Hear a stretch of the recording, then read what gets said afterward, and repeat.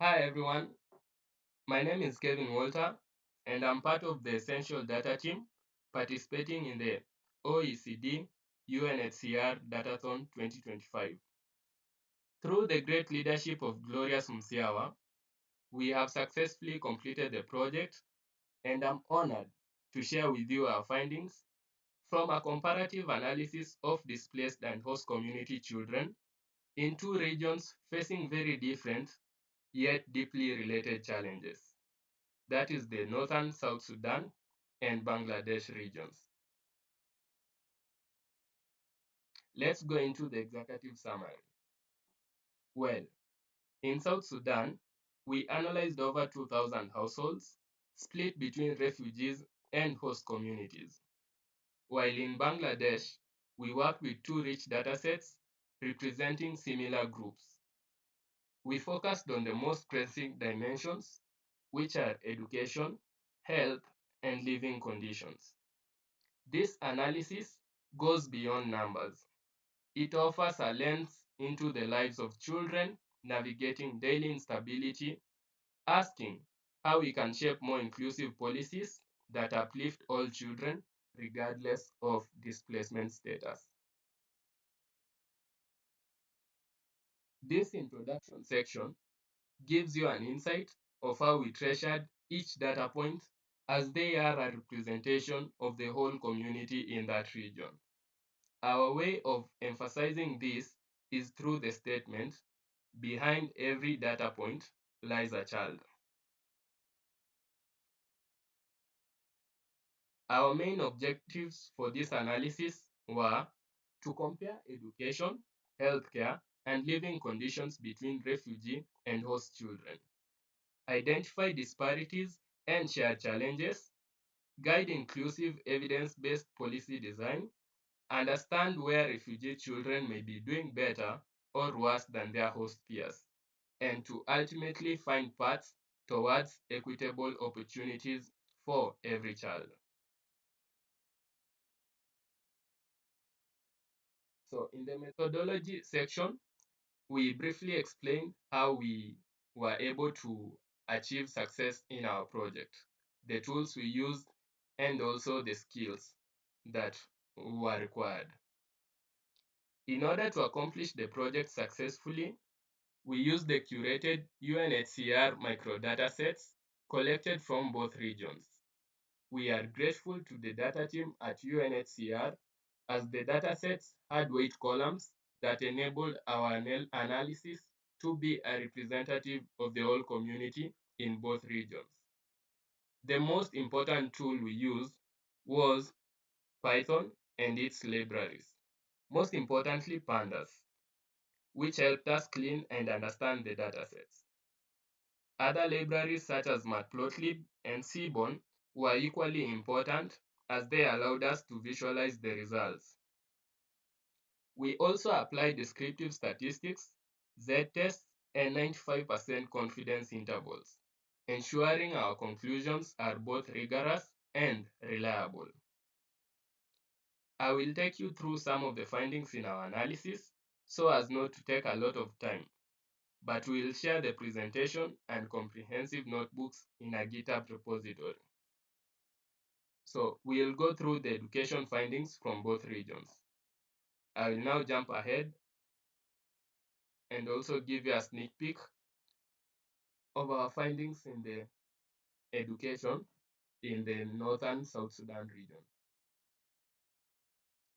Almost there. Okay, almost there.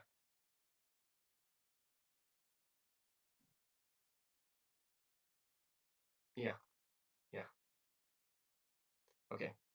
Our first insight looks at preschool attendance, where refugee children are significantly more likely to attend preschool with an attendance rate of 63.4% compared to just 22.1% among host community children.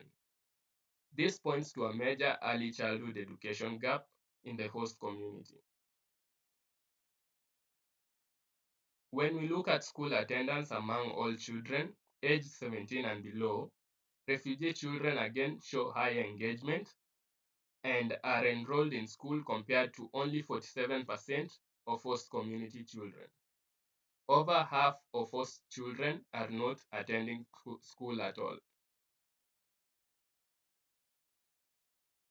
Looking at the school attendance frequency, among those who are enrolled, most children in both groups attend school consistently throughout the year. This suggests that once children are enrolled, regular attendance is not the main barrier.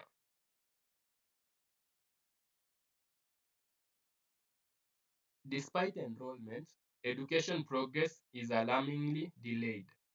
Above 95% in both communities are behind for their age, in education that is. Very few are on track and even fewer are ahead. Encouragingly, most children attend schools recognized by the National Education Authority. This includes 92.2% of host children and 97.1% of refugees. However, a small number still attend unrecognized institutions, raising quality and accreditation concerns. Here we can have a look at the top reasons for not attending school. Now, in this slide, we look at the school interruption rate. So, interruptions in schooling are more common in the host community. 18.7% of children reported disruptions compared to 13.5% of refugee children. While most children experience stable schooling, host children face a greater risk of educational stability. In the final education finding in the northern South Sudan region, we confront the most critical challenge, literacy. Over 99% of children in both groups, sorry, let me switch to that slide, yeah, are unable to read or write a simple sentence. This includes 99.9% of host children and 99.7% of refugees. These figures reflect a deep and widespread literacy crisis. To summarize, while refugee children show higher enrollment rates at every level, both groups face significant challenges, particularly in learning outcomes and literacy. Addressing these disparities requires urgent, targeted interventions for both host and refugee populations. Let's now go ahead and look at the education status in Bangladesh. So in Bangladesh, education paints a picture of contrast and inequality. From the data, only host children attend formal schooling, and 86% of them are enrolled. Refugee children, on the other hand, rely on non-formal education, with 70% enrolled. You can see in this slide. Yeah.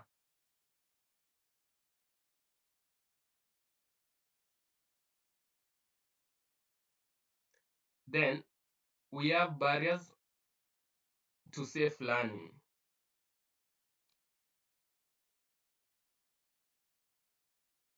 Here in this slide, our findings answer the question, what keeps children out of school in Bangladesh?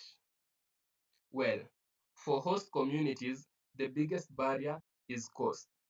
Here we had to maximize we used as a different graph with a different scale so that one can be able to visualize other barriers that affect these communities. But we can look at, yeah, this also another graph with a different scale that one can be able to see the barriers that are affecting learning in Bangladesh. So as you can see, 51% of host families state that the biggest barrier is cost. And for refugees, the picture is different, as lack of education priority and child labor are the main reasons. As you can see, education priority leading by 20.8% for the refugee community.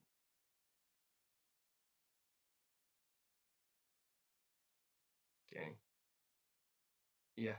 So those are the findings in education on both regions. I'll now go ahead and skip to the conclusion part. And remember, I'll be sharing the slides, the presentation, and the comprehensive analysis with my Python code, with our Python code in our GitHub repository. Here's the link for the GitHub repository. But before that, let me summarize. In Bangladesh, host children thrive in formal education, while refugee learners, though highly committed, remain in informal systems. In South Sudan, refugee children lead in preschool access and basic health services, yet host children struggle with vaccination gaps and limited care. Across both settings, literacy remains alarmingly low, and education delays are the norm. The divide is not just about access, but about opportunity. Closing these gaps calls for early investment, inclusive policies, and a commitment to reach every child. Uh, thank you. Thank you for watching and listening. And this is the end of the presentation. Bye.